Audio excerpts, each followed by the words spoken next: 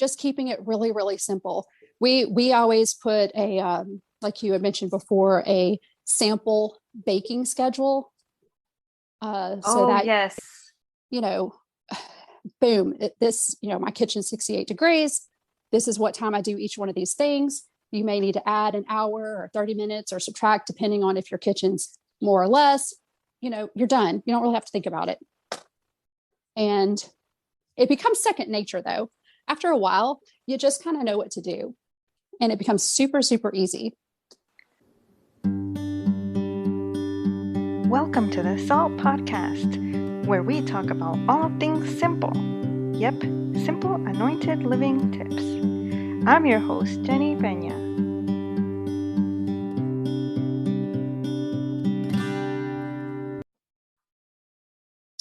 So this is super exciting because I started this journey, like probably so many people in 2020 who needed something to do while being stuck indoors. And Amy has been my go-to since a friend of mine, a sister from my church, told me, you have to follow and read this specific page where Amy has everything listed out, like super simple, even a schedule for sourdough baking. So I had to invite her on and go for it and ask her to please be on my podcast. And here she is. I'm so excited you're here, Amy. Oh, thank you so much. I am very, very excited to be here too. Yes. And talk about all things sourdough. Perfect. And this podcast is all about simple. So you're going to keep it super simple for us, aren't you? I am. That is my motto, simple. I think sourdough can be very overwhelming to people, and it doesn't have to be at all whatsoever. Exactly. Yeah. And everyone that I've been sharing a little bit on my Instagram, my sourdough baking, and some people are saying like, man, how are you doing it? It's so overwhelming. So I'm glad you said that. So everyone just relax. She's going to keep it simple. But let's start off with your website, your whole Little Spoon Farm idea. I love it. Like, can you tell us how you started off? Yes. Well, just so you know, I actually have been blogging for about 7 years now. I had another recipe site, but I really got into sourdough about 4 years ago. And that audience just wasn't the same. It wasn't really resonating with that blog. So I decided to start a new one, Little Spoon Farm, and just have it pretty much dedicated to sourdough. That's awesome. My husband so I got into sourdough because, my husband felt like he was maybe gluten intolerant. And I was like, there's got to be a way that we can eat, wheat products without issues. And that's kind of what led me into the whole sourdough thing. And then I got really interested in it, and I really wanted to develop more recipes with it. That's why we started the Little Spoon Farm blog. And we started that blog, interestingly enough, it was January 1st of 2020. Okay. What?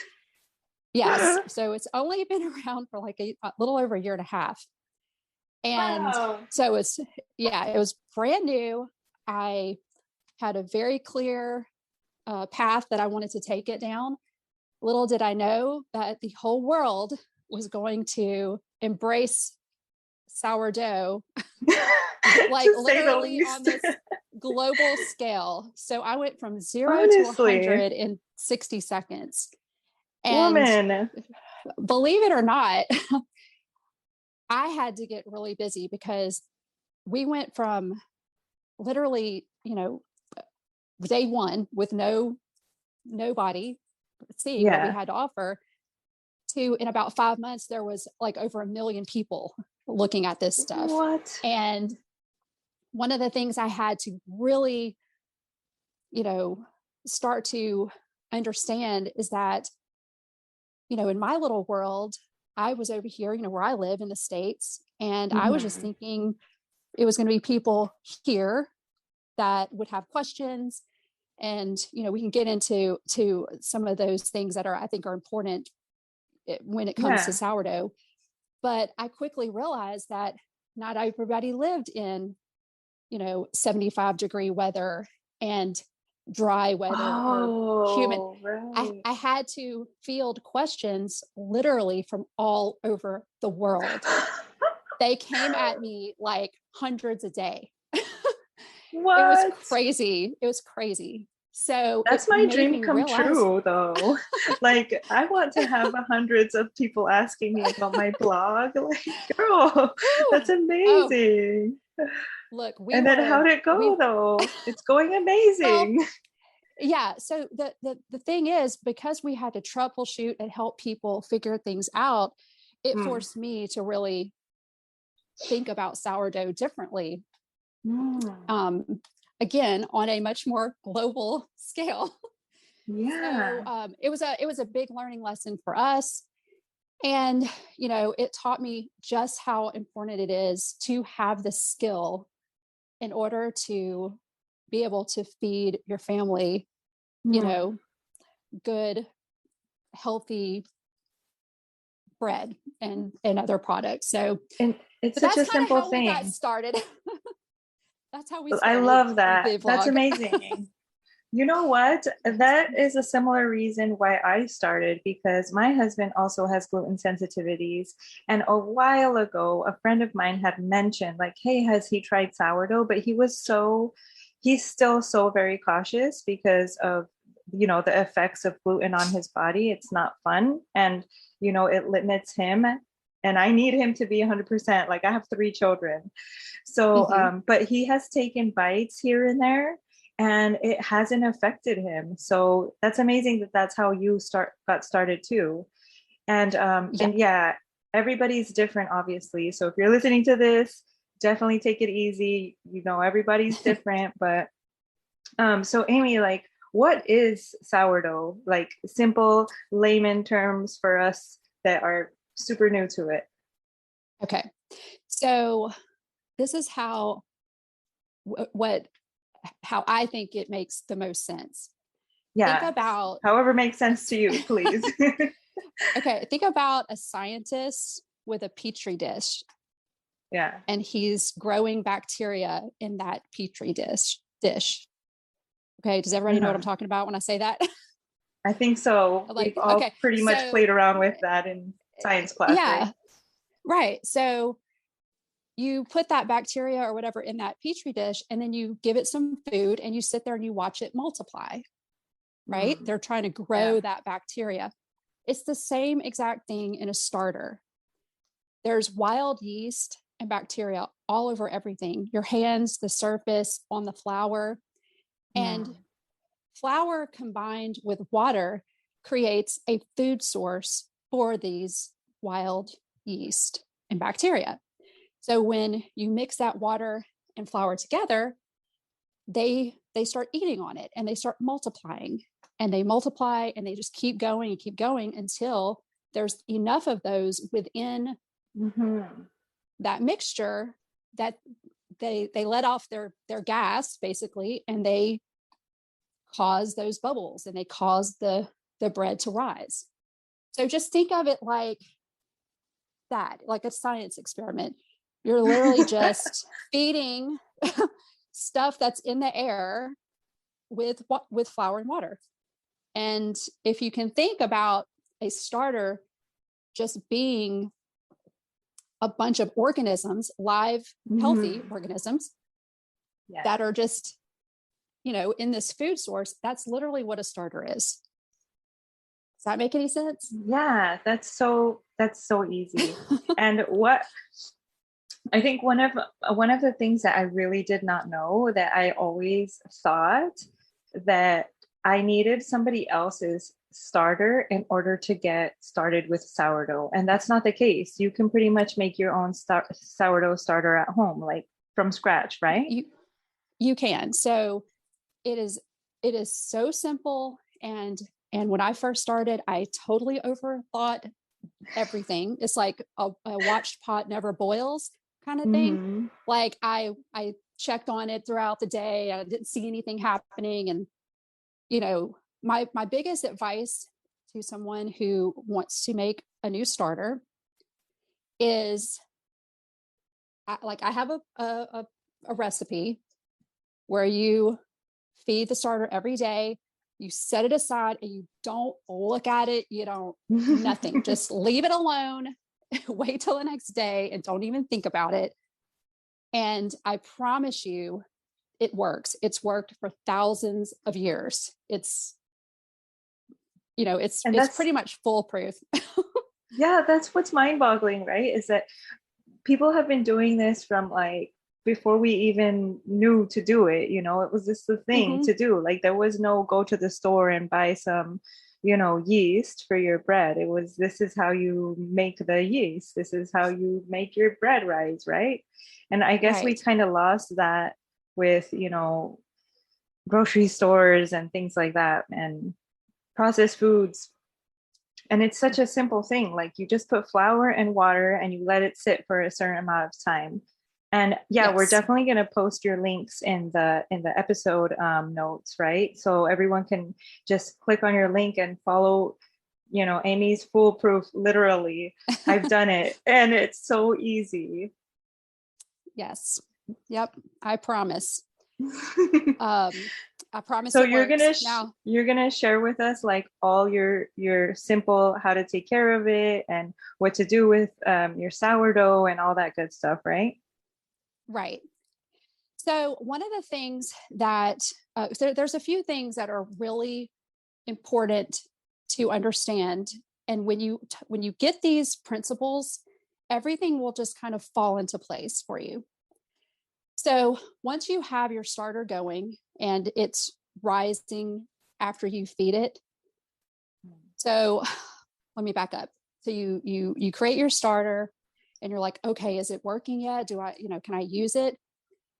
A good rule of thumb to follow is that if you feed that starter and it rises, it doubles in size before it falls back down, it's pretty much strong enough to cause a loaf of bread to rise. Okay. So now you're at the point where you have your starter. Okay. Now what do I do? Okay. Well, yeah. Because that's where everyone's like, wait, how do I know it's ready to use? Yeah. So once you've got to that point and it's ready to use and you've actually, baked bread, now I get questions. Okay. So do I have to keep feeding it? Do I need to store it at room temperature still? Okay. So what I tell people is that if you bake every single day, because there are people that do that, they bake every single day, you want to just basically leave your starter on the counter. You will feed it enough to be able to have the quantity of starter for your next day that you need to put in your dough. And then you will just refeed it every single day. It'll stay on your countertop. For most people, that's not the case that I find for most people. They're going to bake once a week, maybe twice a week. And they don't need to have that upkeep because I bake once flour. a week. Yeah. So it is flour, and flour is relatively inexpensive, but feeding a starter every day can get a little, expensive. Oh yeah. Unless you're actually baking with it. So what I tell people is, okay, so here's the first principle that I think is important. It's temperature. Okay. The temperature of your kitchen is what is going to affect everything when it comes to your sourdough. So I test to be consistent with my results and to help other people kind of measure if they need to add or reduce times from like rising and all that kind of stuff. I like to test everything in a 68-degree kitchen. Okay. And okay. Because temperature is what affects fermentation. In a warm, hot kitchen, it's going to speed up everything. And in a cold kitchen, it's going to slow down everything. Mm-hmm. So with that in mind, if you don't bake very often, you just take your starter and you stick it in the fridge, and the cold temperature slows everything down, doesn't kill anything. It just slows it down to where they're not multiplying very fast. And it just kind of sits there and it goes to sleep. Okay. And you don't have to think about it. You don't worry about it. You just let it go to sleep. And then when you're ready to bake, you take it out. You can either take a portion out and put it into a new jar, feed that portion, to make enough starter for your recipe. And then you just let that other one just keep in the fridge. Just let it sit there. You don't have to feed it every week. I've had my starter in the fridge I've experimented with this for 3 months without feeding it. Just sat in the back, in the cold, pulled it out, fed it, right back in action. So a lot of people think that they have to continually babysit and feed and worry. No, you don't have to do that. That's like amazing. I said, yeah. So I want people to not think of a sourdough starter as this thing that they have to constantly maintain and constantly worry about. Once you have it started, you literally just stick it in the fridge and you take it out whenever you want to bake. Now, if you want to, you're not going to use it for a while and you want to just kind of take it out and refresh it, that's fine. Yeah. But the main takeaway is that starter will just go right to sleep and be happy as it can be until the next time you're ready to bake. Yeah, and I totally feel you on the temperature thing, because I'm here in Thailand. It's super tropical and it's not like central AC. Like every room has its own, AC unit. So if we're not in the kitchen, if we're all hanging out in one of the bedrooms or something, the AC is off in the kitchen. So I learned the hard way that it can overproof, right? Over ferment. Yes. And I've had it spill all over the jar or completely ruin my flour because it ate up all the gluten, right? So it just, like a big blob. And I was like, okay, well then. And then I had to read, I read your page like a textbook, and you do have in there, be careful of temperature. If you're somewhere warm, it's cut the time in half or so. And I was like, wow, okay, I should have read that before.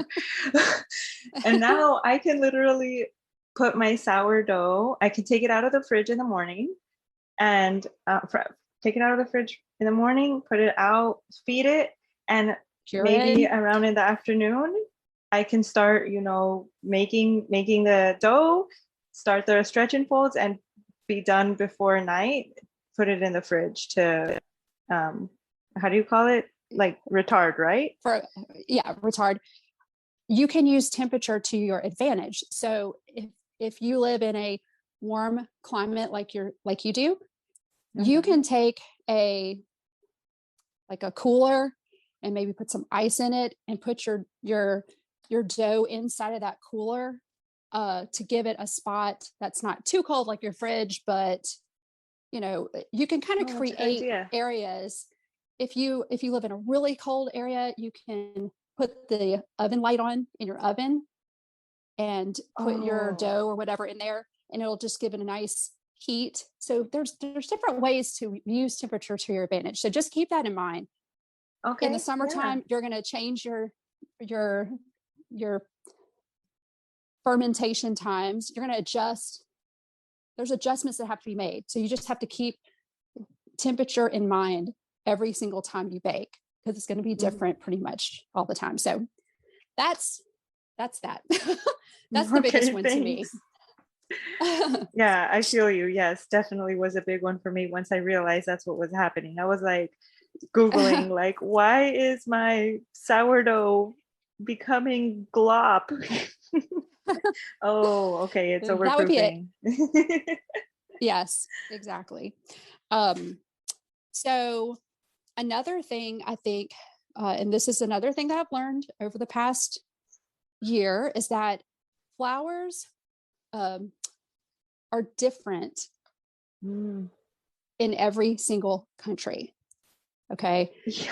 The protein percentages are different. So you're going to get a different result. Flours that are higher in protein have more gluten in them. So they will give you more of that stretchy, dough, and they'll get a better oven spring and a rise. So it's kind of one of those things, if somebody's having trouble with getting a good oven spring on their bread, you may need to look at what kind of flour you're using. Because if you're using an all-purpose flour, a lot of times those have a much lower protein content. So that's another thing that I tell people to look at. Because a bread flour, don't quote me on this, but let's say, for an example, if I say to use bread flour in another country is like our all-purpose flour. So that would not be the correct flour for them to use. And so that's another thing I've had to try to incorporate into the website is those kind of things, which when I first started the website, like I said, I had no idea the whole world was going to be, tuning in. So, but yeah, that's another thing that I've realized is when you're baking with bread, it's best to use a higher protein percentage. The one that I use has about 12% protein, I believe, in the bread flour, and it may be up to 14%. So that's always something to look at as well. Yeah, I've experienced that as well here, because depending on what grocery store you go to, depends where they're importing from. And there's so many types, like from Canada or UK or India or Australia or I don't know where, like all these different types, even the Thai flour. And yeah, I've told, and like my husband's the one that goes to the grocery store now, and I'm like, get this one because that one worked the best last time when I baked it. But it's really is trial and error, and having patience with with your dough. And I guess after you get the hang of like the feel for it, you kind of realize, like how you said, which one will stretch the best, which one will rise, and just I guess taking note of that, right? Right. Yeah, I really recommend people keep like a little baking journal. It could just be a notepad. And this is how I started. I would write down the temperature of the kitchen that day as I was working. I would, write down which brand I was using, the times that I did everything, each step. And so, it takes a few times of doing it, but you start to realize and kind of understand your dough. It really is a practice makes perfect. There's really no other way other than to make the mistakes and learn from them. And you know what, to be honest with you, as much sourdough as I have made, I've had a couple of times where it did not rise. Like I baked a loaf of bread. I'm like, what the heck is going on here? But it happens to everybody, Yeah, that's true. But at the end of the day, you're trying to make a good, healthy, easily digested loaf of bread. That's what you're looking for. So sometimes it may not look pretty, but you can usually eat your mistakes, is what I always say. It's eatable. It's still edible. Yes. You can eat it. Yes. Yeah. So it's success in your book. It is. I mean, if it's edible, it's a learning lesson. Just always look at it that way. And I've had people send me their pictures of their first loaf they ever made, and then 10 loaves later they look like they could be at a bakery, making sourdough bread to sell. So yeah, it's exciting. Amazing. Okay, Yeah. so you told So, us about temperature and you've talked to us about flour. What else can you tell us to help us, have the best sourdough experience? well, I think that having an arsenal of really simple recipes that your family is going to enjoy, that you can repeat on a regular basis and not Hmm. have to think a lot about them, Yes, is really important, because it when you're successful, it reinforces your confidence, and eventually you'll start to so true. try more things. So what we've done is kind of try to take the guesswork out of the process, um, and get people to understand it's like sourdough. You need to let the sourdough just work its magic.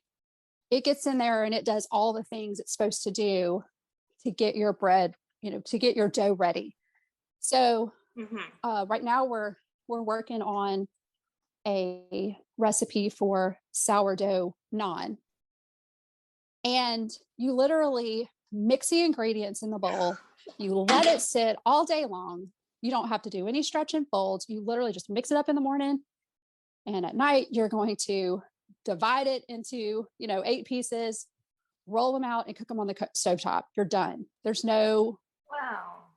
you know what I mean? Like, That sounds that's so kind of easy. recipes that we've, yeah, I mean, you mix and you go. So again, that's what we think is important. So I know when I first started making sourdough, I mean, I had to go back to the website that I was looking at multiple times a day, and I had to, it was just a lot to figure out. And to be honest with you, I'm surprised that I kept going, but I kind of fell in love with it after a while. Um, but yeah, I think just, starting out with a few things that that you kind of get good at helps to just build that confidence. And then you can kind of start getting a little bit, you know, crazy. I don't know if that's a word for it, but trying other things. But yeah, so just keeping it really, really simple. We always put a like you had mentioned before, a sample baking schedule, so Oh, that yes. you know boom, my kitchen's 68 degrees. This is what time I do each one of these things. You may need to add an hour or 30 minutes or subtract, depending on if your kitchen's more or less. You're done. You don't really have to think about it. And it becomes second nature, though. After a while, you just kind of know what to do, and it becomes super, super easy. Yes, I can definitely attest to that because at first I was checking, like you said, I was checking your website and the recipe and double checking, did I do it right? And being so careful with every little thing. But Mm-hmm. now, after, like I told you, I had started in November, I think, following you, and then now we're in May, and I still have to check because I want to make sure like I have the correct amount of water and flour and everything. But for the most part, like I'm not so like checking every little thing, like Right. especially because like you said, the temperature is different for everybody. So I can't Right. say like, okay, in 3 hours I have to check it. No, I have to check it in 1 hour because or else it's gonna just become a glob. Right. Well, you know what? You brought up something that I think I should touch on. When it comes to flour, um, different flours will absorb water differently as well. And you have a lot of people that a recipe will call for bread flour and they use whole wheat flour, and the recipe doesn't work. That's because those two flours absorb water very differently, and the water has to be adjusted. So that's just another thing to Right. keep in mind when you're playing around and trying to use different flours.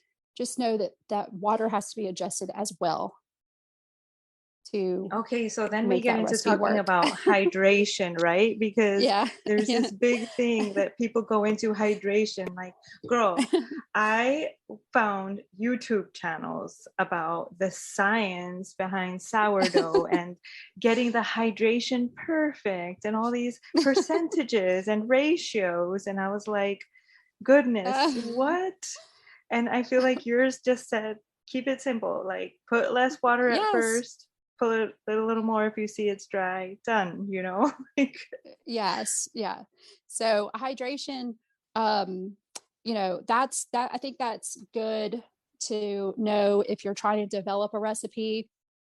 Um, and again, once you start getting into it, it's good to know, but just know that, uh, the sourdough starter that I keep and I have on my website is yeah. 100% hydration. And all that means it's equal amounts of water and flour. And that's it in weight. And that's what 100% hydration means. There's nothing, Simple as you know, that. It's the same amount of yeah, water as flour in weight, like exactly. if you're weighing it. Mm-hmm. Right. And I love that you have how to measure it in cups, because that's another thing that I encountered was I didn't ever use a scale. I don't know if it's an American thing or just my own baking experience didn't call for measuring things on a scale. So that was very new to me. And then you broke it down to, like, before I bought a scale, because I eventually did buy a scale, but before I bought a scale, I was using still measuring cups. And you broke it down, like, if you're going to use a measuring cup, do this, right? Like, I was like, Mm-hmm. that's wonderful. Yeah. So I thought that was pretty important. And that, again, was another learning lesson that I needed to have both of those pieces of information to make it as easy as possible, you know, for anyone, Yeah, I whether they saw in had a your scale or not. comments. Yeah, I saw in the comment section was really helpful too, because everyone asking different questions, and you actually take your time on a few, right, to answer the questions. And so even just scrolling through there, you can get, like, what are other people asking? What are they encountering on their own sourdough Mm-hmm. experience? And then saying, your response, and then if that worked or not for them. So I think the comment section even is super valuable on your Little Spoon Farm website. Okay, so temperature, what did we say? Flour, and keeping the recipe simple and getting the hang of a simple recipe before we start experimenting, right?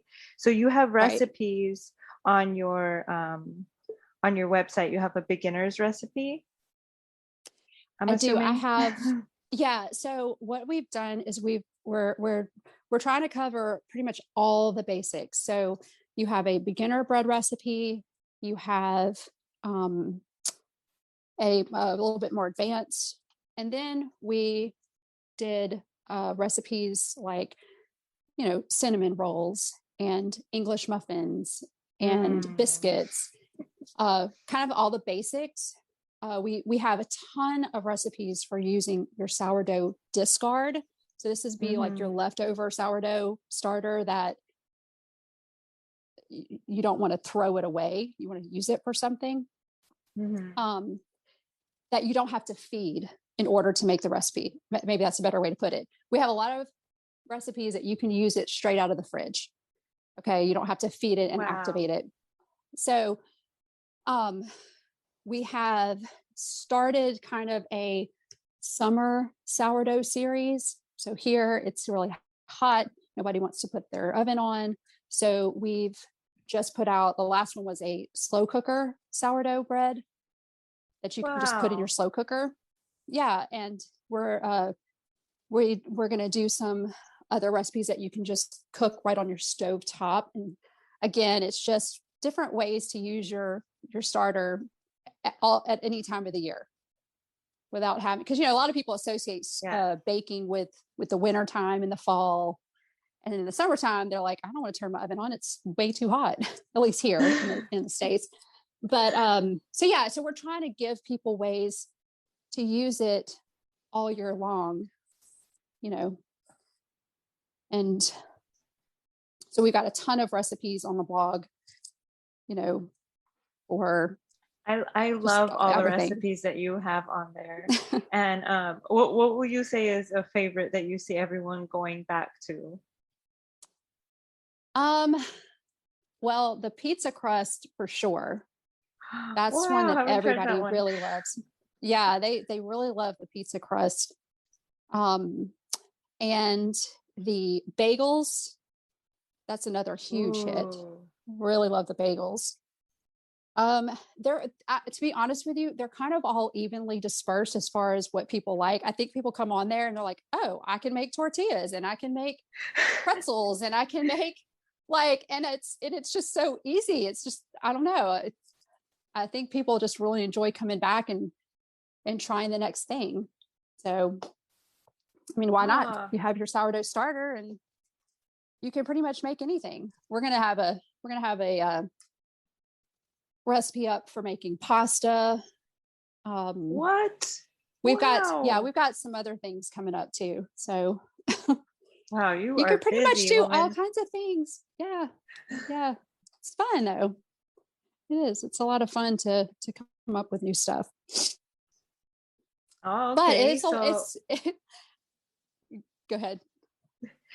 Yeah, so you have so much going on. It's not just anymore about, baking a sourdough loaf. It's you can make, desserts or dinner rolls and now you're saying pasta. That's amazing. I even saw that you experimented and were successful, it looked like, at making a gluten-free sourdough loaf.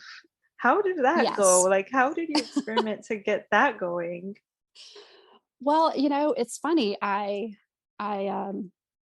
had some people that kept asking me about gluten-free sourdough. And so I just kind of dove into it and did a bunch of research. And I was able to create a sourdough starter from brown rice.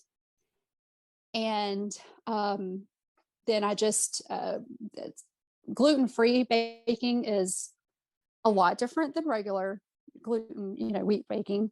You have to add in some extra things to kind of help it get that same texture and things. But again, it's gluten-free grains, brown rice. I think this one had white rice, and they use some other starches and things. But yeah, if you are gluten-free, you can definitely make gluten-free sourdough bread, and it's super easy. Again, you mix everything up, you let it rise, and you bake it. There's nothing to it. So, gosh, you make it sound so easy. I want to try it already. And I love that you say that you just keep saying like this podcast is all about simple. So I love that you keep saying that it's just as simple as that, because it truly is. Like I feel like I wish I had you with me from the beginning of this sourdough that I started, because I feel like I overcomplicated. I thought about it too much. And then I didn't know the right questions to ask, I guess, based on like you said, the temperature and the flour and even the recipes, because there's so many recipes out there. And some people do overcomplicate it. And even they have their own techniques or their own tools. It doesn't even have to be that complicated. I've shown it before. I don't have an actual stovetop oven because we live in this Airbnb in Thailand. For some reason, this house doesn't have an oven. So we bought an electric little toaster oven thing. And I figured out different ways to keep the moisture in it and to be able to help the bread rise and get a good crust and all these different things. And so it doesn't even matter if you have all the proper tools, right? Like just go get Amy's recipe, put it together and trust the process. Obviously, like Amy said, check the temperature in your house and and trial and error and just have fun with it, right? Like, do you have any other, keep it simple tips that you want to tell everyone? Um, I think the only other thing that really came to mind is that when you are maybe trying to troubleshoot a recipe that you've tried and maybe it overproofed, or there's one of the things I tell people is if a recipe calls for, let's say, 100 grams of starter, and you feel like your dough keeps overproofing, cut that starter down to 50 grams. And that's going to help slow down the fermentation in that whole loaf. Does that make sense? The more starter, totally, the faster it's going to ferment. So again, think about this yeast growing and how much it's going to grow, and the temperature, speeding it up or slowing it down, like kind of I think that's the takeaway here, is that there's so many things you can do to help improve the result. So and just not feeling like, oh, you failed or something went wrong, and then you're not good at sourdough baking, so you're not going to do it again. It's more like, no, like, write that down. What happened? What recipe did you use? And then, try it again. And like you said, change the temperature or change the amount of sourdough starter, which I don't think I've ever done that, which I might have to do, because like the sourdough, it just takes off here. Like I told you, I can start it in the day, and in the afternoon it's ready. It's already doubled in size. So which reminded me, actually, a question I had is, let's say, like right now, mine is in the fridge. I just finished it like around 8 p.m.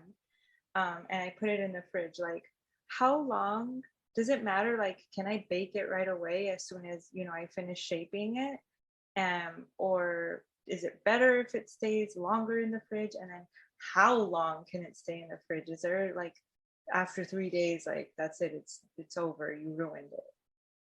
Well, so there's a couple of things it depends on. So if you have shaped your dough after that first rise, and then you put it in the fridge, that fridge fermentation is considered the second rise. Okay. So you would want to, at that point, leave it in the fridge. You can leave it in there up to like 2 to 3 days. It's going to slowly ferment, and it's actually going to build more flavor in the fridge. It's a slow, we call it retarding the dough. So you can shape that dough, stick it in the fridge. I like to cover it with a piece of plastic or whatever you use, so that it doesn't dry out.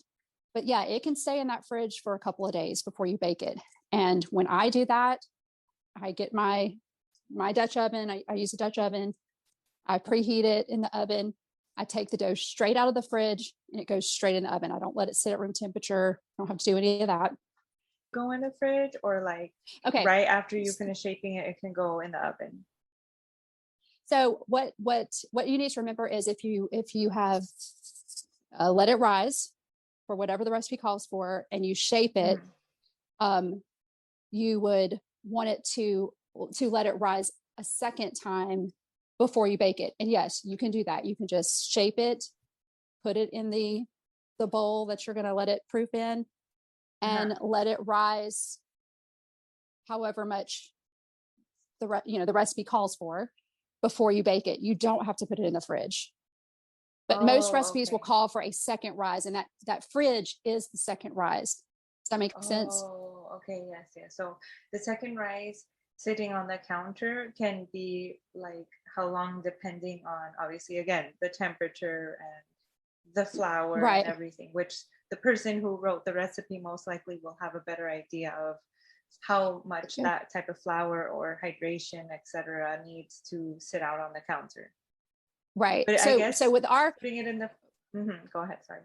I'm sorry. Well, for example, our beginner sourdough bread has a very small amount of starter and that allows it to sit overnight without Okay. overproofing. You shape it, and then you let it rise for another hour or so before you bake it. There's no fridge. It doesn't have to go in the fridge. But at that point where I shape it, I could put it in the fridge and let it sit for a day or two. So just think of that fridge is a rising, it's part of a rising phase or portion of the recipe. It's still rising. It just slows it down. Remember, it kind of puts it to sleep, and it just slows it down. It doesn't stop. It just slows down. So it doesn't rise like it would out in your kitchen. Okay, so mostly I hope that makes sense.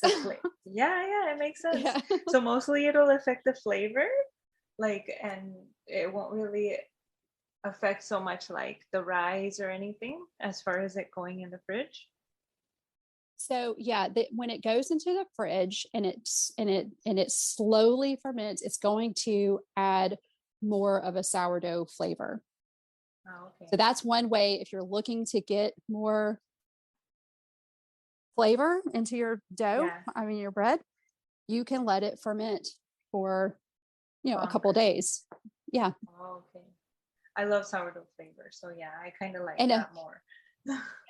I've even been playing around with, and hopefully I'll have this, I can't promise, but I think I'm pretty sure it works. Making a very large batch, like 3 loaves worth of dough, just mixing it all together, putting it straight in the fridge, and then pulling a portion off of that to then shape and so that the dough is kind of doing its first rise, so to speak, in the fridge all week, and then you just pull out as you need it. Wow. And use it. That's another thing that we're playing around with. Yes, because already the process is already like kind of time consuming. It's not like it's difficult, but you have to take time to, time everything out correctly. So if you have like just already done a big batch and take a piece off, and I cannot wait for that recipe, by the way.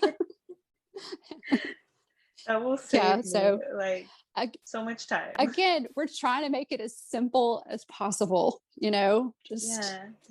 that everyone can do it basically, right? Yes, it's so easy. Yeah, I think we just overthink it and just feel like well, I remember I was just so scared to even touch the sourdough, the starter. I was like, oh, it's so delicate. It's like when you have your first kid and you're like so worried about everything.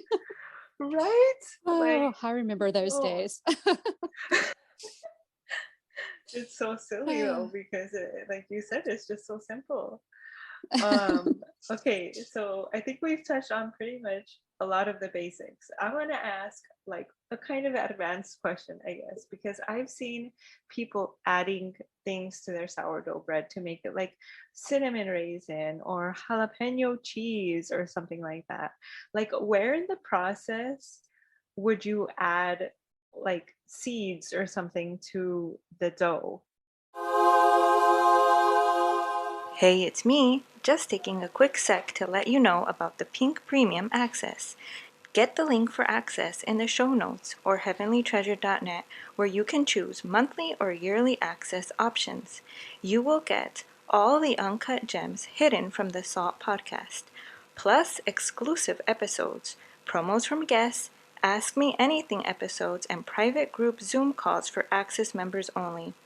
Sorry to hide these next gems from you. See you in the Pink Premium, and thanks for helping me keep the show alive and running. For telling us your tips and your secrets and your recipe, and just again, so everybody who maybe they don't know your website or don't know you, if you can tell us where they can find you on social media and your website. Our website is littlespoonfarm.com, and you can find me on Instagram at Amy Duska. Perfect. Thank you so much for coming on my new podcast. And thank you so much for sharing all about sourdough with us. Well, you're very welcome. Hopefully that helps people to get in there and get some flour on your apron and get to baking. Thanks for listening in. Be sure to hit subscribe and visit heavenlytreasure.net for more. See you on IG at Heavenly Treasure Living. Till next time, blessings, and remember to be the salt of the earth.